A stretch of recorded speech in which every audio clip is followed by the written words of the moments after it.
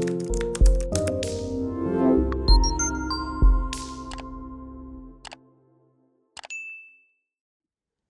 guys, welcome back to my channel.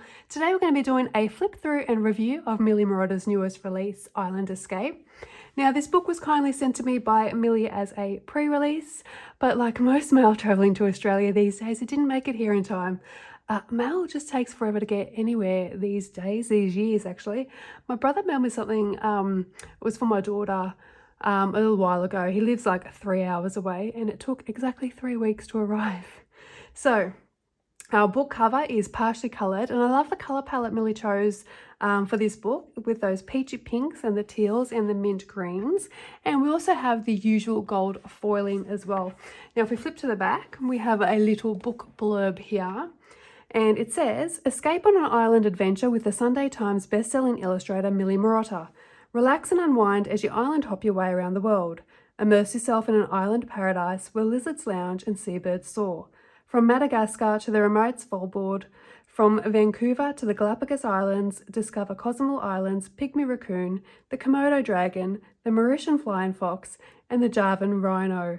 Wade through exotic pitcher plants, orchids and vines. With inspiration for every fan of colouring, come and escape to your own island wonderland. Now, price-wise, the UK edition is selling on Book Depository for $27.82 Australian, and that is the Batsford Books edition, which is the one I have here. And the US edition is listed for $39.09. The book is 25 by 25 centimetres square in size, which is exactly the same size as Millie's other full-size books. Now, don't forget you can share your completed pages on Millie's website as well. There's an online colouring gallery. You can share your own work, but you can also browse through other colourists' completed pages if you're in need of some inspiration as well. And you can filter it to show you work from specific books too. Also, Millie has quite a few free downloads on her website as well. So I'll put the link up in the video so you can pop over and check all that out. Now let's open the book. And when you open it, the first thing you see is the French flap, which has the same colours as the cover. And you can open that up and you've got a colourable page of flora and fauna. And next we have our title page, which Millie has very kindly signed for me as well. Next is the imprint, which is all the publishing information, and we've got another title page here. Now we have a double page introduction. Should I read it to you?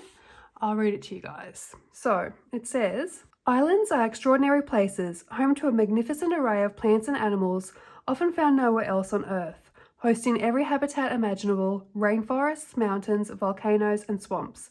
Islands come in all shapes and sizes and are found in every corner of the globe. Some stand alone and isolated thousands of miles offshore, battered by harsh elements, while others make up vast archipelagos, verdant and teeming with life. Islands can be magical, often conjuring thoughts of adventure, mystery and wonder. You will find them aplenty in Island Escape, from tiny Skomer Island right here on my doorstep in Pembrokeshire, Wales, to the world's oldest island, Madagascar. This book celebrates a remarkable species found only on islands. These castaways, cut off from their mainland cousins, have over time developed habits and ways to survive and thrive, often becoming distinct species altogether, unique in both appearance and behaviour. Over thousands of years, some grew smaller, such as the pygmy raccoon of Cozumel Island in Mexico. Others lost specific abilities, such as the takahe of South Island, New Zealand, who with no ground predators lost the ability to fly. But while many island species have made remarkable adaptations in order to survive, they are especially vulnerable to changes in their surroundings. If their habitat is damaged or destroyed, or their food source disappears, there is nowhere else for them to go, and all too many are already at increasing risk from rising sea levels, climate change, and other environmental factors. Island Escape champions just a few of the unique species that make islands their home, including the peculiar hump-nosed lizard, the elegant red-tailed tropic bird, the charismatic Bornean orangutan, and the adorable pygmy three-toed sloth, a laid-back Caribbean islander who takes life at its own pace. Relax and unwind as you island hop your way around the globe and immerse yourself in an island paradise where lizards lounge and seabirds soar. Marvel at the formidable Komodo dragon and revel at the beauty of the Mariana fruit dove. Whatever tickles your colouring taste buds, enjoy escaping to your very own island wonderland, bringing its inhabitants alive with colour, shading the shimmering inky plumage of the ribbon-tailed astrapia and the soft shades of mountain orchids, the iridescent hues of the red-tailed golden arowana, and the kaleidoscope colours of the Socatran chameleon. As I often say in my introductions, because it's so true, I love making these books. They are in fact a rather selfish pursuit, allowing me to spend my days indulging in my two loves, art and nature. And I'm inspired by how many of you enjoy my books for discovering more about the natural world, as well as for your love of colouring and being creative. Making these books means that I'm constantly learning myself, and I'm thrilled to be able to share that with you. So for the inquiring minds among you eager to learn about the species you are colouring, there's a glossary at the back of the book. You'll also find lots of opportunity to add your own touches to the drawings themselves, and I encourage you to do so, be it by creating entire backgrounds or adding tiny embellishments.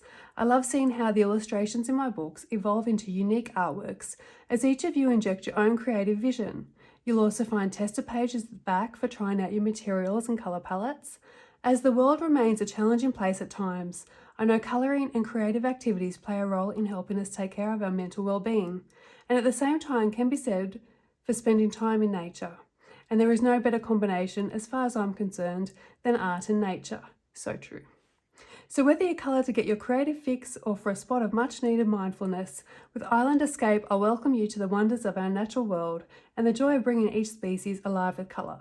Your island hopping adventure awaits. Millie Marotta. Okay, now we're going to get into the illustrations. This is the Borneo pygmy elephant. Now, as Millie mentioned in the introduction, at the back of the book, Millie has given us a list of creatures found in the pages of Island Escape. And I'll pop those names up on the screen. And you know, I always like to give you ideas on how you can colour the pages as well. So I'll pop up an example pic for you to see what the animal looks like in its realistic form. Not that you have to colour any of these pictures realistically at all, just have fun and use whatever colour your heart desires.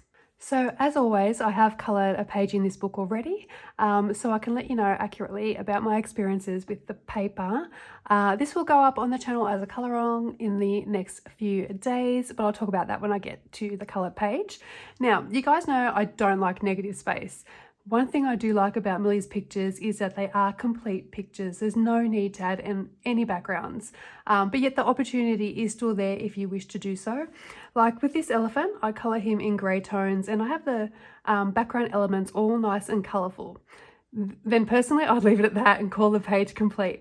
But if you wanted to and you were feeling creative, you could add a dirt or grass path at the bottom and maybe in some jungle trees or leaves and a sky as well. So next is the greater bamboo lemur. Now you could colour him just greys and brown, so true to colour, or go wild and colour him purple or whatever other colour suits you as well. So here we have some tortoises. And this is a repeating mandala pattern. So once you colour one tortoise and one set of leaves and flowers, you can relax and colour the rest to match, or you could colour all 4 sections in different palettes. So this one is our ribbon-tailed astrapia. Now this guy would look beautiful in some jewel tone blues with a light, almost white tail. And this gorgeous guy is our pygmy 3-toed sloth. I love sloths. I think I'd colour him in grey, browns and cream, swimming in some tropical water with some beautiful green plants and trees around him as well. We've got a Laysan duck here. So this little duck tends to have some vibrant deep green tones on his wing.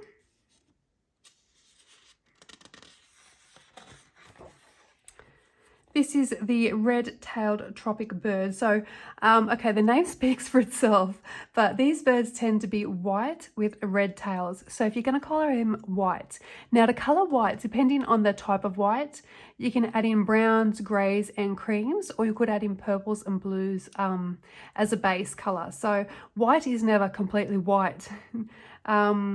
After that, what you could do is a really bold background to make him pop as well. Now, I haven't tried any water mediums in this book yet, so maybe test that out in the back in the testing pages before trying it on this page if you want to a watercolor background perhaps. I love the set out of this page with the border. It looks like a painting hanging on the wall. A nice gold border would really finish off this picture as well. Now this guy is so cute. This is our hump-nosed lizard. I'd use really bright greens and yellows. Bust out your neons and your fluoros, guys, for that one.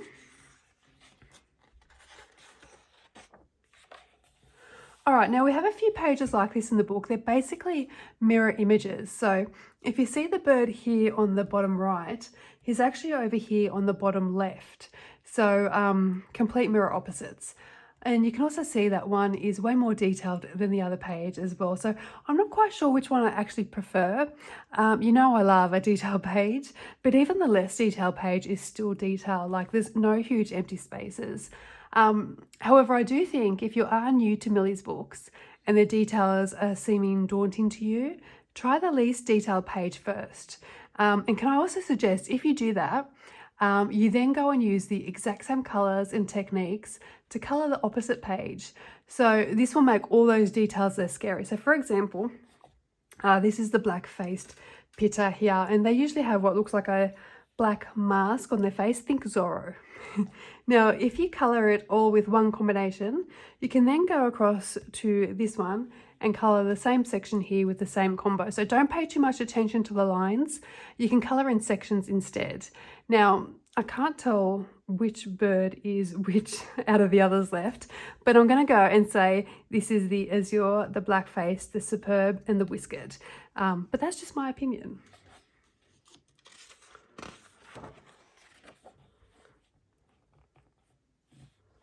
I love the stars in the background of this page. It'd make a really great Halloween picture actually. You can make it really dark and really mysterious. This is our Mauritian flying fox. We've got our island martin here, and this little guy tends to have a reddish tinge to his fur, lots of creams in it as well. This is our South Island Takahi. Now I'd colour him with a gradient from dark bluish purple at the bottom to blues and then greens and a little bit of red just above his beak as well. And we've got the fork-tail blue eye or fork-tail rainbow fish on this page. So as the name suggests, these fish usually have light blue eyes. Colour-wise, they're often seen as yellow or orange with a silvery blue patches on their scales.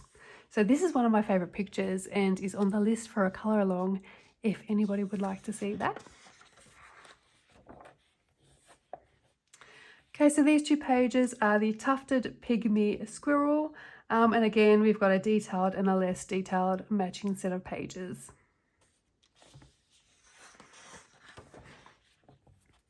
Our Bornean orangutan, and I can see him in some beautiful reddish brown colours as well.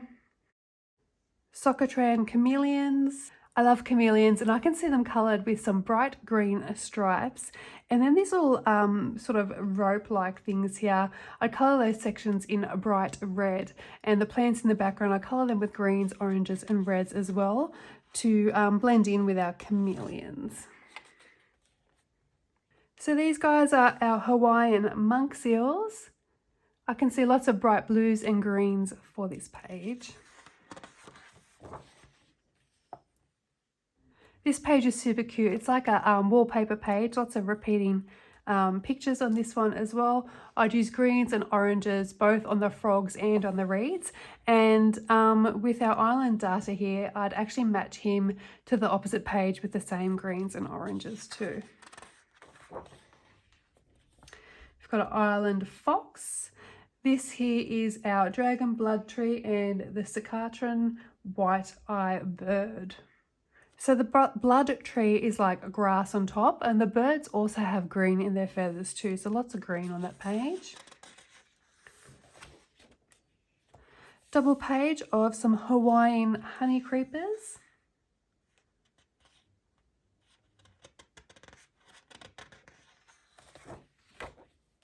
Now this is a really cool picture. This is the New Caledonian crested gecko. Now I'd colour him in oranges and yellows, and I'd use greens for the background inside the diamond shaped border. I'd use gold for the border, and these little patterns on the outside here, I'd colour them in red. We've got some painted ringtail possums here. Now they look like they're on a mission. They're running about. For this page, I'd use my distress inks and do a cloud background.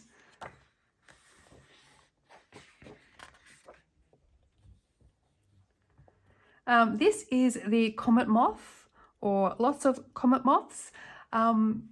These are typically yellow and brown in colour, and they are actually the prettiest moths I have ever seen. And again, we've got detailed and less detailed pages too.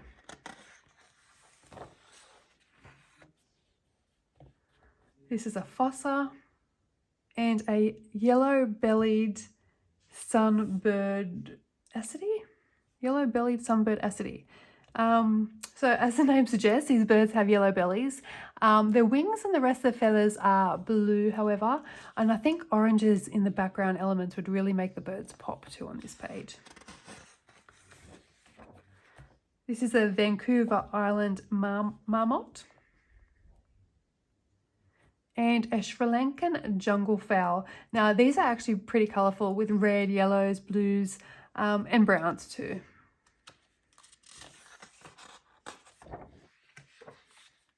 Now this is the Sri Lankan pit viper, and I love the colours of these snakes. They tend to vary in shades of greens and blues. Very handsome for a danger noodle.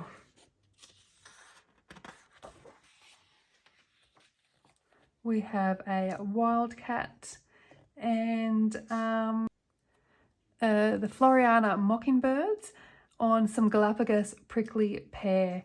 Fun fact, in my last house, we actually had a prickly pear plant growing on the roof. And these are some bees. So we've got a detailed page and a not so detailed page here.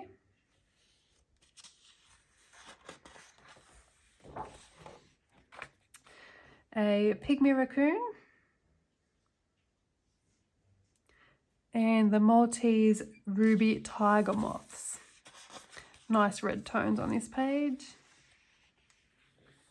So these are red-tailed golden arowanas. So reds and oranges for the fish, and they would contrast really nicely with some aqua-coloured water.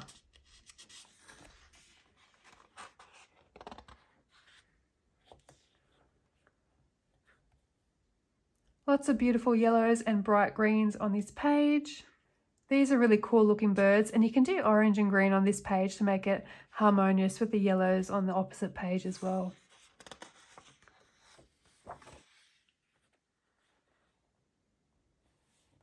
Another matching page with detailed and not as detailed.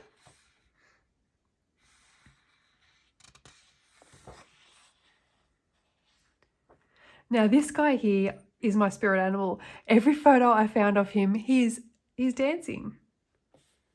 We have a dwarf buffalo here.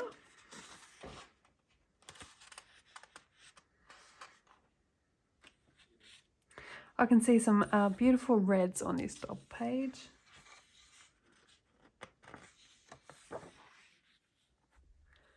A cabbage flea beetle. We've got a jellyfish tree.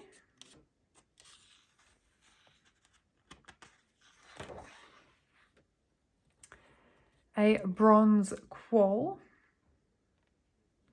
And some Japanese hair.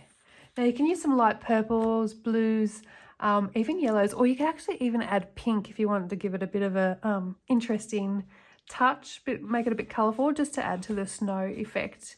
And bring some colour to the page. Lots of different types of orchids here, and again we've got detailed and not as detailed. These are the scomavole.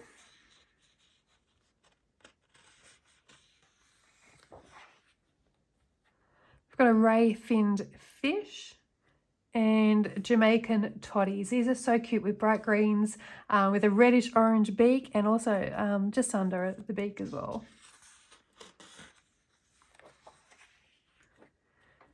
The Javan rhinoceros. This is another favourite page of mine that I was looking at doing.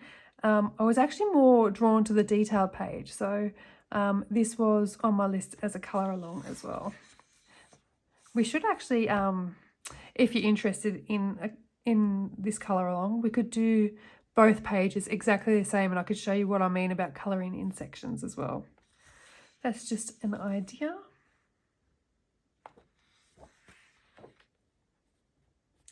We've got the Solomon Islands skink, and this one here is the green tree snails, and the snails are sort of hidden in this mandala pattern. They're actually quite hard to see when you really look, but I can see this coloured really tropical and really bright.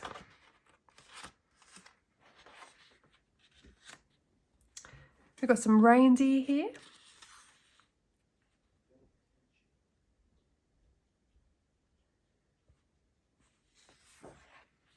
Now these birds are the Antillean palm swift, and I actually adore this picture. It's just beautiful. This might be the next colour along in this book. It was almost the first, it might be the second. I really like this page. Let me know what you think as well. So this one here is the Queen Alexandra's birdwing butterfly, and of course, as you can see, it's the first page I coloured in this book. Now I used Prismacolor pencils, and I used a Jelly Roll metallic in gold just for some of the details on the wings, Sakura glaze in black for the eyes, and some white Posca on the leaves as well. So the paper is bright white. It is quite smooth to touch. It has a nice thickness, and it feels the same to me as the paper in Millie's previous books as well. And it reacted just as well to Prismacolor pencils. The pencils went on smoothly, and they blended for me without any problems. We have a spiny lobster, and these are Maltese flowers. Now, this is repeating pattern page as well. So these two are the same and these two are the same. So you could colour both opposite corners the same, or you could colour it all differently. Different shades maybe of the same colours even. So this little bird is from Christmas Island here in Australia, and we have a cobra. Many different picture plants here. They come in a variety of colours, reds, yellows, and even some blues as well. We have a Japanese sorrow and the Mariana fruit dove. Now, these are so colourful and so pretty. This is the island crab, so another repeating sort of wallpaper type of pattern there as well. And this is the Galapagos Maconia. Next we've got the Komodo dragon, and our last page here is Corolla's Perotia. And that is the end of the book. So we have our list of creatures here. Then we have our colour test page. Test any of your water mediums here. Maybe just slot a piece of paper underneath just to make sure. We've got a list of all the books Millie Marotta has released. Another French flap, and the illustration is a mirror image from the inside of the front cover as well. So that is Island Escape by Millie Marotta. I hope you find this review helpful. Thank you so much for watching, and I will speak to you all very soon. Bye for now.